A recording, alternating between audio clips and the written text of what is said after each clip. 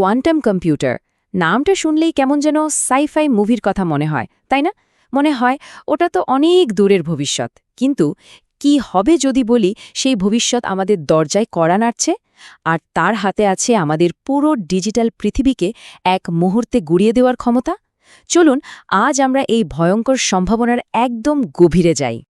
একবার শুধু ভাবুন তো, আপনার পুরো ডিজিটাল জীবনটা, মানে যা কিছু অনলাইনে সুরক্ষিত আছে, সেটা যদি ভেঙে ফেলা যায় মাত্র 1 সেকেন্ডে।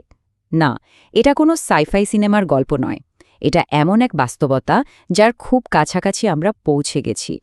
আপনার কষ্ট করে জমানো টাকা, আপনার সব থেকে ব্যক্তিগত মেসেজগুলো, এক কথায় বলতে গেলে আমাদের ডিজিটাল জগতের প্রায় সব কিছুই আজ এক অদৃশ্য ঝুঁকির মুখে। কিন্তু প্রশ্ন হল, কিভাবে আর কেনই বা? এর উত্তরটা বুঝতে হলে আমাদের আগে জানতে হবে আমাদের এই অনলাইন পৃথিবীকে আসলে সুরক্ষিত রাখছে কোন জিনিসটা। আমাদের অনলাইন জগতের সবকিছু, মানে সবকিছুই সুরক্ষিত থাকে এক বিশেষ ধরনের ডিজিটাল তালার মাধ্যমে, যার নাম হলো এনক্রিপশন। এটাকে বলতে পারেন আমাদের ডিজিটাল বর্ম। এখন আমরা যে এনক্রিপশন ব্যবহার করি, যেমন ধরুন আরএসএ বা ইসিসি, সেটার মূল ভিত্তিটা কিন্তু খুব মজার একটা গাণিতিক ধাঁধার উপর। ধাঁধাটা কি? আচ্ছা, আপনাকে যদি দুটো বিশাল প্রাইম নাম্বার বা মৌলিক সংখ্যা দিয়ে গুণ করতে বলি, আপনি হয়তো সহজেই করে ফেলবেন।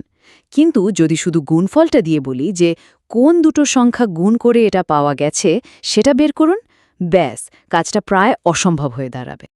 আজকের দিনের সবচেয়ে শক্তিশালী সুপার কম্পিউটারের জন্য এই তালা ভাঙাটা অনেকটা এরকম যে আপনাকে পৃথিবীর সমস্ত সমুদ্র সৈকতের বালির মধ্যে থেকে দুটো নির্দিষ্ট বালিকণা খুঁজে বের করতে বলা হলো। বুঝতেই পারছেন, প্রায় অসম্ভব একটা কাজ। আর ঠিক এই কারণেই আমাদের ডিজিটাল জীবন এতদিন সুরক্ষিত ছিল। কিন্তু সমস্যা হলো, এখন সেই তালা খোলার জন্য একটা মাস্টার কি বা নতুন চাবি তৈরি হচ্ছে। আর এই চাবিটার নামই হলো কোয়ান্টাম কম্পিউটার। এটা কিন্তু সাধারণ কম্পিউটারের মতো বাইনারি নিয়মে, মানে 0 আর 1-এর হিসাবে চলে না। এর কাজের ধরনটাই একদম আলাদা, যা একে দিয়েছে প্রায় অবিশ্বাস্য ক্ষমতা। দেখুন, সাধারণ কম্পিউটার কাজ করে বিট দিয়ে, যা কেবল 0 অথবা 1 হতে পারে, মানে হয় অন না হয় অফ। কিন্তু কোয়ান্টাম কম্পিউটার ব্যবহার করে কিউবিট। কোয়ান্টাম ফিজিক্সের সুপারপজিশন নামের এক অদ্ভুত বৈশিষ্ট্যের কারণে একটা কিউবিট একই সাথে 0 এবং 1 দুটোই হতে পারে। ব্যাপারটা অনেকটা একটা ঘুরন্ত কয়েনের মতো, যেটা মাটিতে পড়ার আগ পর্যন্ত হেড এবং টেল একই সাথে দুটোই। আর এই সুপারপজিশন আর এনট্যাঙ্গলমেন্টের মতো অদ্ভুত ক্ষমতার কারণেই একটা কোয়ান্টাম কম্পিউটার একসাথে লক্ষ লক্ষ গণনা করে ফেলতে পারে। ধরুন, একটা সাধারণ কম্পিউটার যদি কোনো গোলক ধাঁধা থেকে বেরোনোর জন্য একটা একটা করে পথ ধরে এগোয়, কোয়ান্টাম কম্পিউটার সেখানে সম্ভাব্য সমস্ত পথ একসাথেই পরীক্ষা করে ফেলে। আর এই অসম্ভব ক্ষমতাই আমাদের জন্য বিপদ ডেকে আনছে। সেই ১৯৯৪ সালে পিটার শোর নামে একজন গণিতবিদ একটা কোয়ান্টাম অ্যালগোরিদম তৈরি করেন।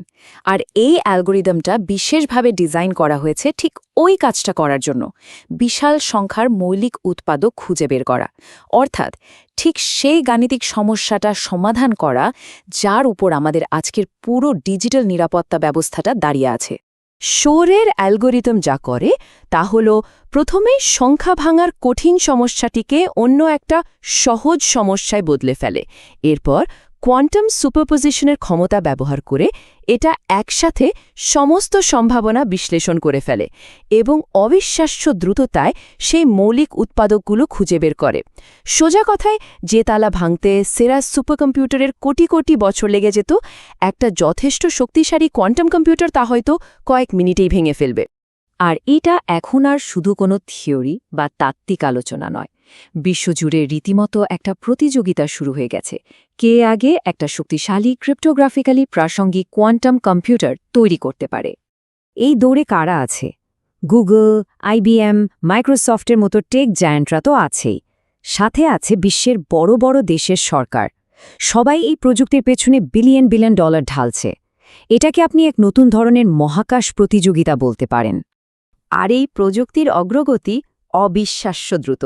ভাবুন, ১৯৯৪ সালে শোরের অ্যালগোরিদমটা শুধু খাতায় কলমে ছিল। এর মাত্র ২৫ বছর পর ২০১৯-এ গুগল কোয়ান্টাম সুপ্রিমেসি দাবি করে বসল। মানে তারা এমন একটা ক্যালকুলেশন করে দেখালো যা কোনো ক্লাসিক্যাল কম্পিউটারের পক্ষে করা সম্ভবই না। আর এখন বিশেষজ্ঞরা কি বলছেন জানেন? তারা মনে করছেন এই দশকের শেষেই মানে ২০৩০ সালের মধ্যেই আমাদের এনক্রিপশন ভাঙার মতো শক্তিশালী কোয়ান্টাম কম্পিউটার হয়তো সত্যিই তৈরি হয়ে যাবে। কিছু পূর্বাভাস তো আরও ভয়ঙ্কর। বলা হচ্ছে একটা উন্নত কোয়ান্টাম কম্পিউটার বর্তমান এনক্রিপশন মাত্র ৬০ মিনিটের মধ্যেই ভেঙে ফেলতে পারে। একবার ভাবুন এর প্রভাব কতটা সুদূর প্রসারী হতে পারে।